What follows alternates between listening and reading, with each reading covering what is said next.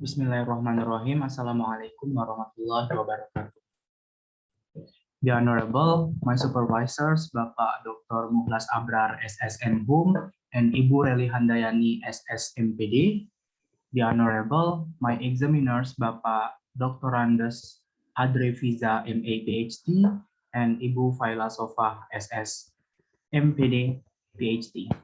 Firstly, I would like to introduce myself. My name is Marley and Dhydo. I am a student of English department at Jambi University.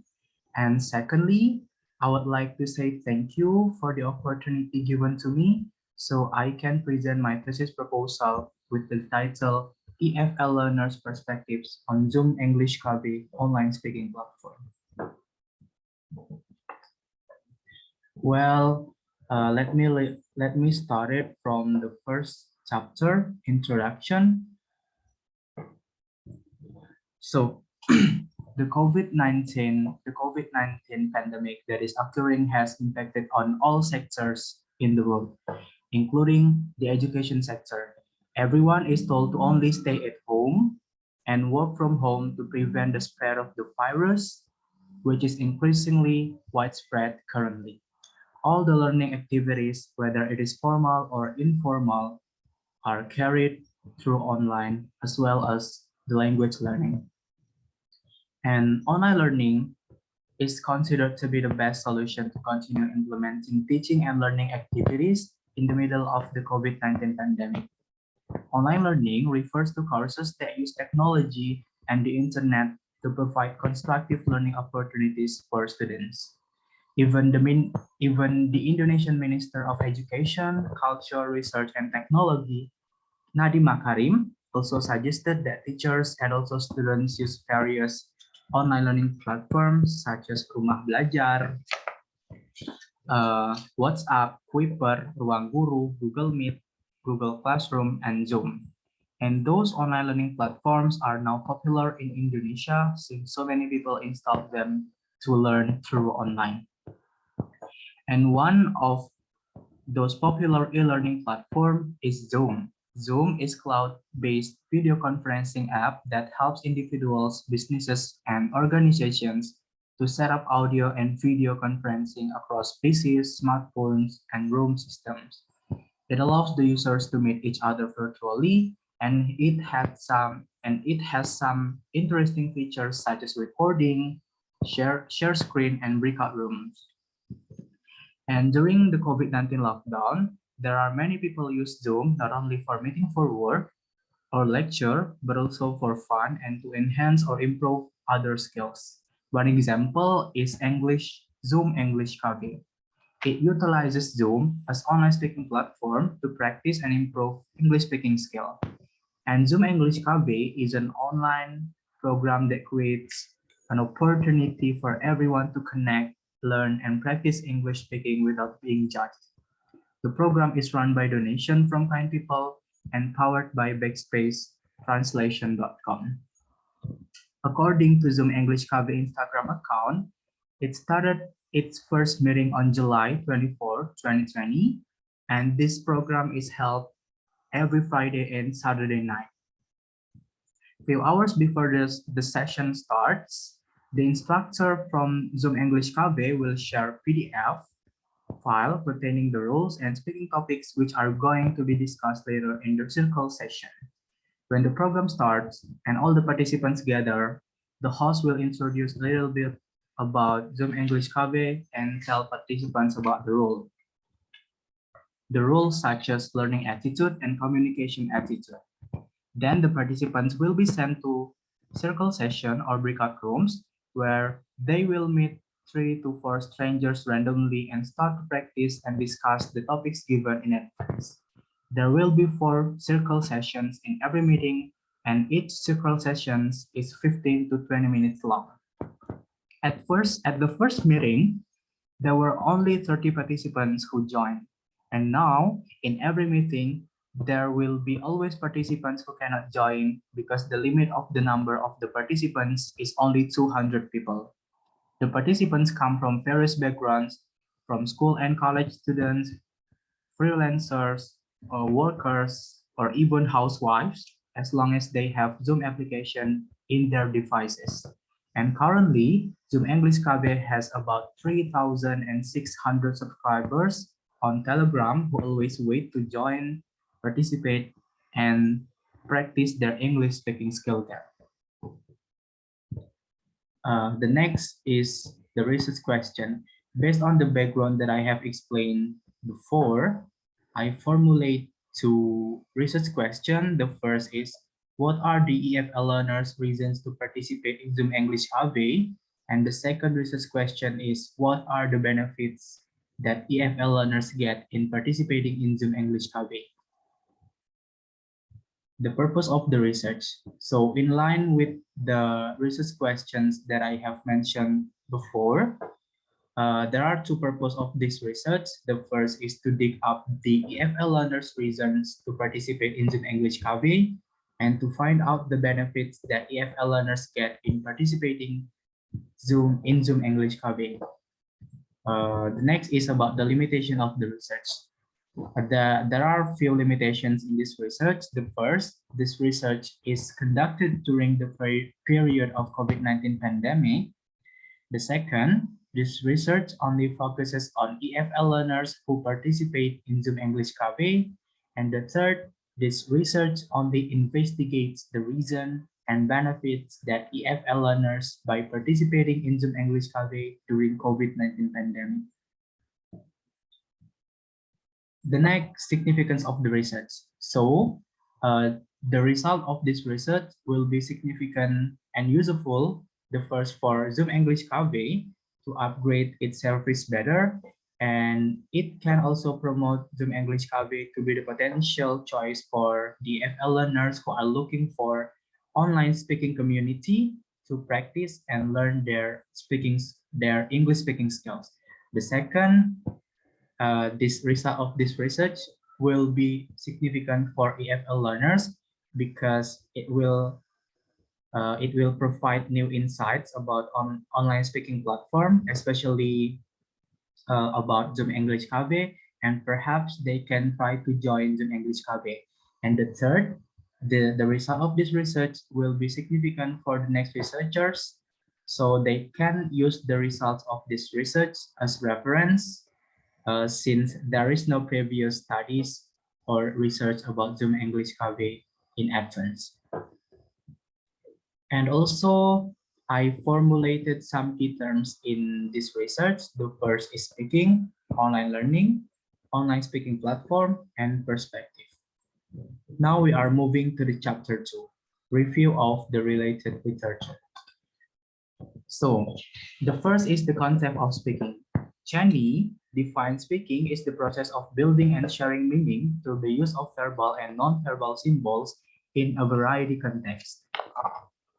And I personally interpret speaking as expressing ideas, thoughts, and feelings, and it expresses spontaneously by oral. And according to Brown, there are some basic types of speaking, such as imitative, intensive, responsive, interactive, and extensive. The next is about speaking components. I personally interpret speaking components as some things that learners have to have so they are able to speak in English. And according to Harris, there are 5 components of speaking skill. The first is grammar. So grammar is a set of rules of combining words into sentences and sentences into paragraphs. The next component is vocabulary. It is all the words learners use when they are talking about a particular subject, and mostly it is an active vocabulary because they use the words in their speaking. The next is pronunciation. So pronunciation is the way how someone says words in a particular language. And the next is fluency, which is the quality of being able to speak a language easily and well. And the last component, according to Harris, is comprehension, or also known as accuracy. It deals with the correctness of using the language. Meanwhile, there are also 3 components of speaking skill according to Van der Keven. The first is the speakers. which are the ones who produce the sounds to convey their feeling, thoughts, or ideas. The second is the listeners, which are the one who receive the speaker sound. And the last is the utterance, which are the words or sentences which are produced by the speakers. The next is about the importance of speaking. Speaking is an important language skill in which communications take important role in the world of information. Speaking is a spoken language that is taught in the era of globalization. Since English is considered as international language or the lingua franca of the world, it will be really helpful and useful for learners if they can speak English well in order to be able to communicate with people internationally. It also helps learners to access up-to-date information in different fields of sciences. The next is online speaking platform. So, online speaking platform is a digital application or web application used to learn and practice speaking skills. It can be free or paid.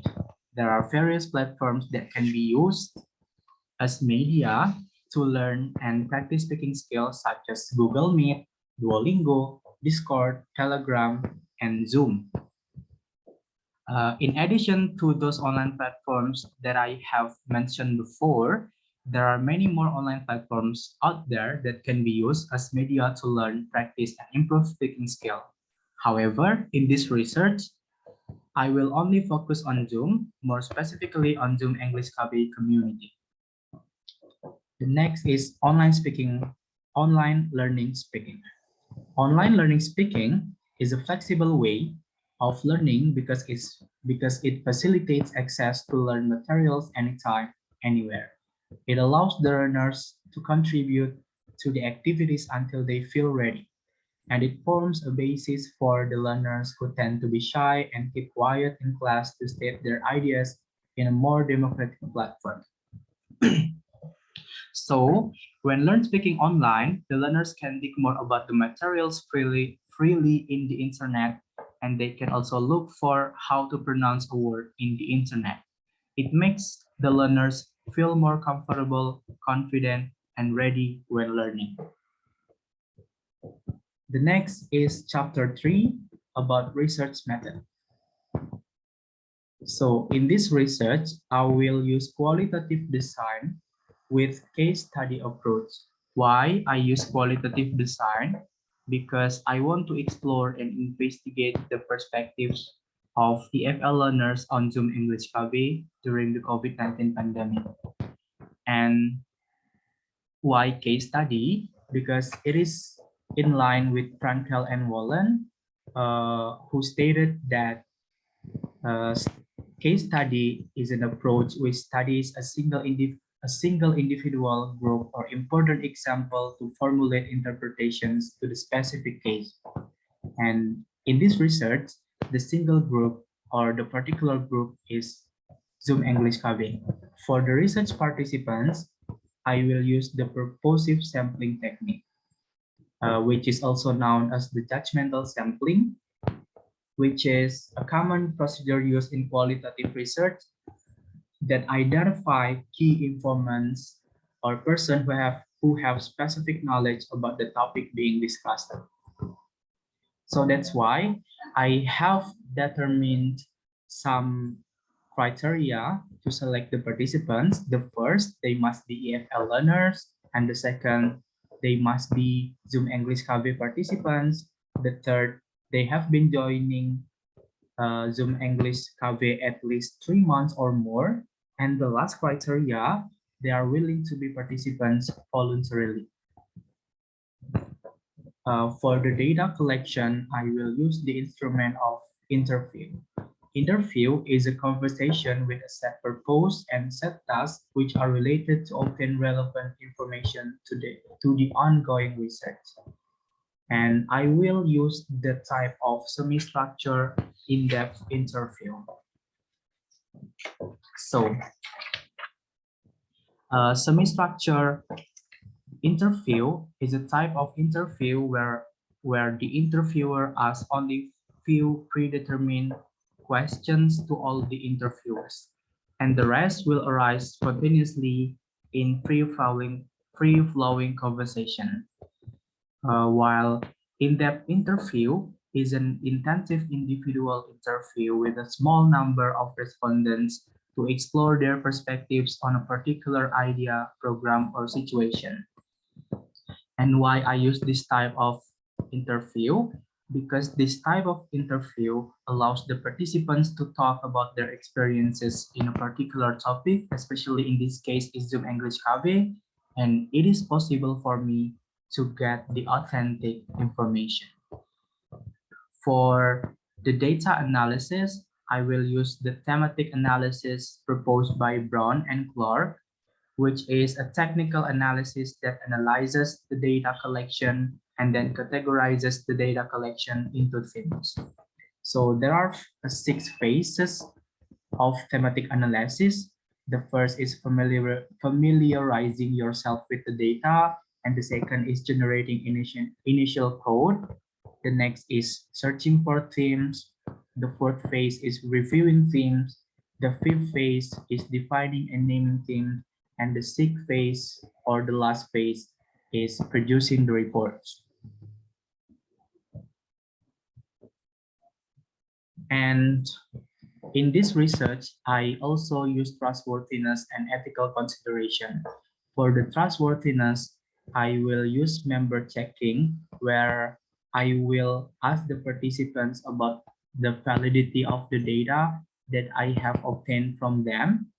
And for the ethical considerations, I will ask the participant to sign the consent form, and their identity will be removed, and pseudonyms are used for the participants. In this research, I also use some references, and this is the last part of this presentation. Thank you so much for the attention. Wassalamualaikum warahmatullahi wabarakatuh.